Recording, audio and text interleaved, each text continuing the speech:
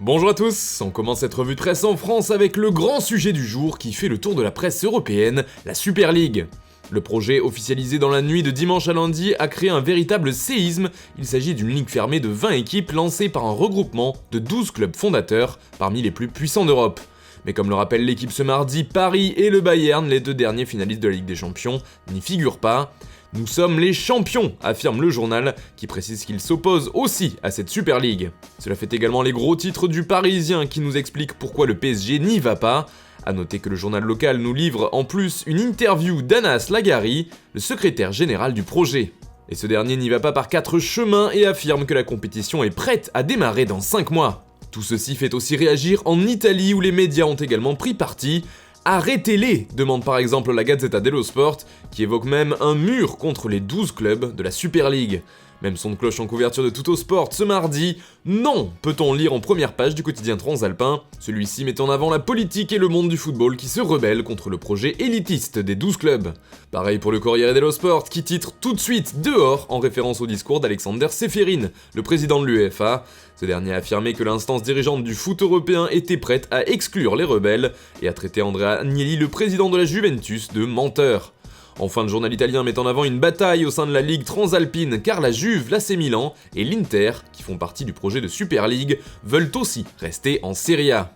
D'ailleurs, on apprend au Portugal qu'un autre club serait intéressé par une participation. En effet, si le FC Porto s'est opposé à l'idée de Super League, selon Record, Benfica pourrait bien se jeter sur l'occasion. Le président du club, Luis Felipe Vieira, aimerait arracher un ticket d'entrée afin de combler des millions d'euros de pertes. Mais aussi, explique le média, afin que le Portugal soit représenté dans cette nouvelle compétition. Mais tout le monde ne semble pas d'accord dans le pays, en témoigne cette couverture d'Abola. Wanted, les 12 salopards, peut-on lire en une du quotidien, en hommage au film américain du même nom. Cela fait également réagir au Jogo qui évoque plutôt un super tremblement de terre. Les journaux d'autres pays comme les Pays-Bas ont aussi réagi à l'instar d'AD qui parle d'une révolution pour désigner ce projet. Du côté de la Belgique et de la dernière heure, la position semble claire.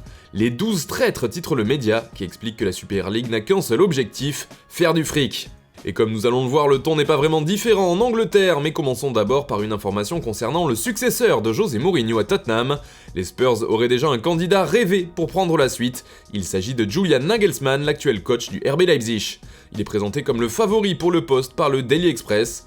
Le tabloïd parle également de la Super League en une et titre « Vous nous avez craché au visage, nous allons frapper fort en retour ». Des mots proches de ceux qui ont été employés par Alexander Ceferin qui a d'ailleurs précisé que les joueurs qui participent à cette ligue fermée ne pourront pas jouer avec leur sélection. Une déclaration qui fait également beaucoup de bruit. Allez voir ailleurs, s'emporte de son côté le Daily Star. Même discours en couverture du Daily Mail qui évoque des serpents et des mensonges. Toujours en Angleterre, The Sun demande aux principaux concernés d'arrêter le complot. Le tabloïd met aussi en avant la réaction de Jürgen Klopp qui a donné son avis sur le sujet après le match nul de Liverpool contre Leeds United, 1-1. Je n'ai pas changé d'avis, mon opinion n'a pas changé, a affirmé le coach des Reds qui avait déjà critiqué ce projet. Avant d'ajouter, je n'ai aucun problème avec la Ligue des Champions, j'aime l'aspect compétitif du football, j'aime que West Ham puisse jouer en Ligue des Champions, je ne le veux pas parce que nous voulons nous qualifier, mais j'aime qu'ils aient la chance. Forcément, sa prise de position fait réagir outre-Manche, The Sun affirme qu'il défie ses propriétaires avec ses récentes déclarations.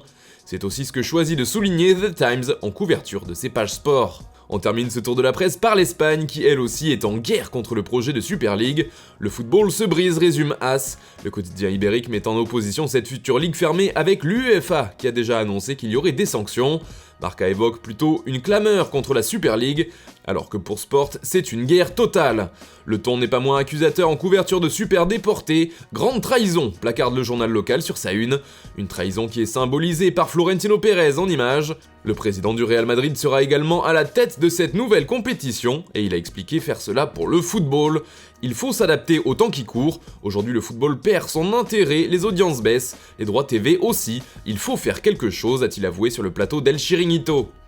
Mundo Deportivo préfère parler des 350 millions d'euros que pourraient toucher les clubs inscrits dans cette Super League et nous livre aussi un long dossier sur le sujet.